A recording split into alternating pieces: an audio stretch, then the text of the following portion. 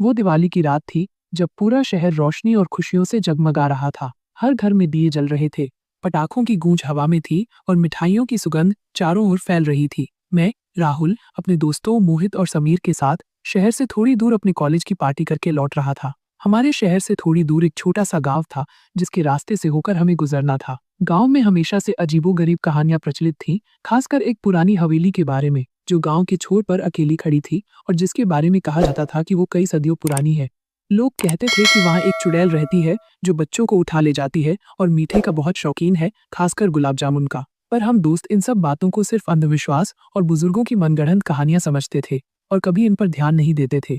रात काफी हो चुकी थी, शायद आधी रात के करीब, और गांव का रास्ता सुनसान था। पटाखों की आवाजें भी अब दूर होती जा रही थी। हमारी कार की हेडलाइट्स सिर्फ कुछ फीट आगे तक का रास्ता रोशन कर पा रही थी और घना कोहरा भी छाने लगा था, जिससे विजिबिलिटी और कम हो गई थी। तभी अचानक कार के टायर में पंचर हो गया। यार, अब क्या करे, ये तो मुसीबत हो गई, मोहित ने कहा। उसकी आवाज में घबराहट साफ झलक रही थी। मुझे लगता है हमें मदद के लिए किसी को ढूंढना होगा, पर यहाँ कोई दिखाई भी नहीं दे रहा, मैंने जवाब दिया, अपनी टॉर्च जलाकर आसपास देखने की कोशिश करते हुए। चारों तरफ सन्नाटा था, बस दूर कहीं उल्लू की आवाज सुनाई दे रही थी और हवा के झोंके पेड़ों से सूखे पत्तों को उड़ा रहे थे।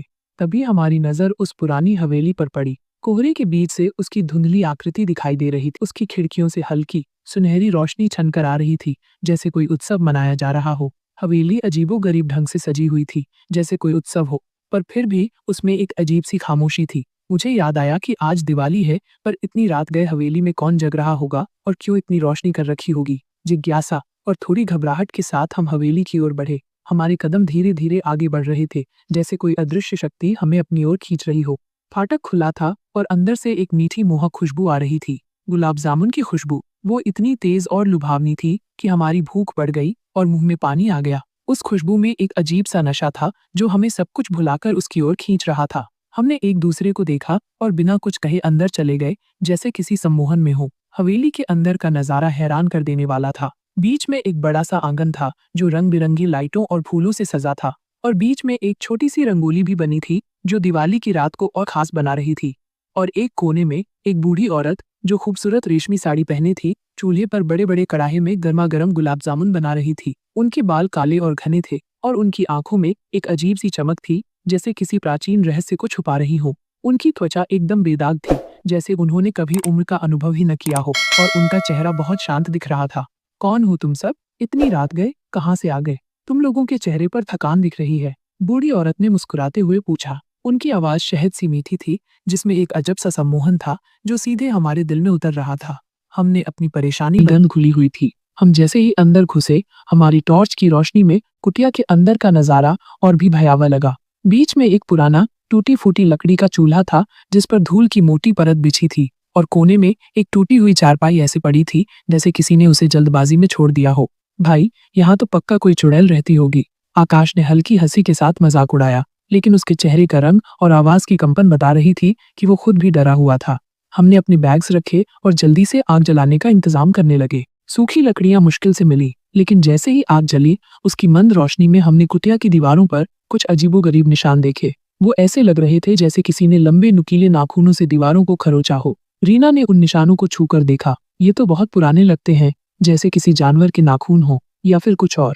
रात गहरी होती जा रही थी और जंगल में एक भयानक सन्नाटा छा गया था। सिर्फ झींगुरों की कर्कश आवाज और पत्तों की हल्की सरसराहट ही सुनाई दे रही थी। हम आग के पास सिमट कर बैठ गए और अपनी पुरानी भूतों की कहानियां सुनाने लगे ताकि डर को भगा सके। लेकिन तभी हमें बाहर से एक धीमी सी सिसकारी की आवाज सुनाई दी, जैसे कोई दर्द में हो या फिर किसी गहरी साजिश में। सुना तुम लोगों ने? आकाश ने फुसफुसाते हुए कहा। उसकी आंखों में डर साफ दिख रहा था। हम सब एकदम चुप हो गए। उसकी आंखों में डर साफ दिख रहा था।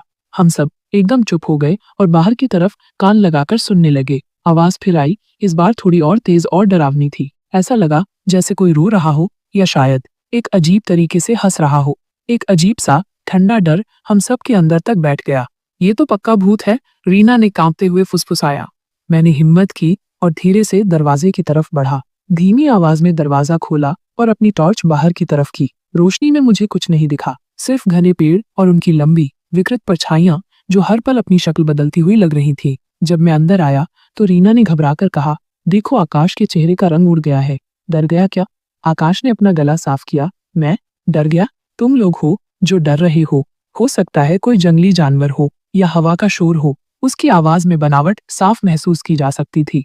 हमने अपनी कहानियां सुनाना बंद कर दिया और आग के पास एक दूसरे से चिपक कर बैठ गए, मानो गर्मी से नहीं बल्कि एक अनजाने डर से बचने की कोशिश कर रहे हो। कुछ देर बाद हमें चारपाई के नीचे से एक धीमी सी खुरखुराहट सुनाई दी। ऐसा लगा जैसे कोई चीज जमीन पर धीरे धीरे घिसट रही हो। हमने अपनी टॉर्चेस तुरंत नीचे की। कुछ नहीं था, लेकिन जैसे ही हम अपनी नजरें हटाने वाले थे, चारपाई के नीचे से एक पुरानी कटी हुई गुड़िया निकली। उसकी एक आंख नहीं थी और उसके बाल उलझे हुए और गंदे थे, जैसे उसे सालों से जमीन में दबाकर रखा गया हो। ये तो वही गुड़िया है जिसके बारे में मैंने एक पुरानी लोक कथा में पढ़ा था, रीना ने कांपते हुए कहा। उसके होंठ भी सूख गए थे। कहते हैं जिसके पास ये गुड़िया होती है उसके पीछे एक बुरी आत्मा पड़ जाती है, एक ऐसी आत्मा जो सुकून नहीं देती। उसी पल बाहर अचानक हवा तेजी से चलने लगी और एक तेज आंधी आ गई। कुटिया की छत से कुछ लकड़ी के टुकड़े टूट कर गिरने लगे और धूल मिट्टी चारों तरफ फैल गई। बिजली चमकी और उसकी भयानक रोशनी में हमने देखा कि दरवाजे पर एक लंबी पतली भयानक परछाई खड़ी है। उसकी आंखें लाल अंगारों की तरह चमक रही थीं, जो अंधेरे को भीगती हुई हमें ही घूर रही थीं। हम सबकी चीख निकल गई। हम डर के मारे पीछे हटे, एक दूसरे से टकराते हुए। परछाई धीरे धीरे अंदर आने लगी। उसके साथ एक तेज भयानक कर्कश हंसी की आवाज आ रही थी। वो हंसी ऐसी थी जैसे कोई सदियों से प्यासा हो और अब उसे अपनी प्यास बुझाने के लिए खून मिल गया।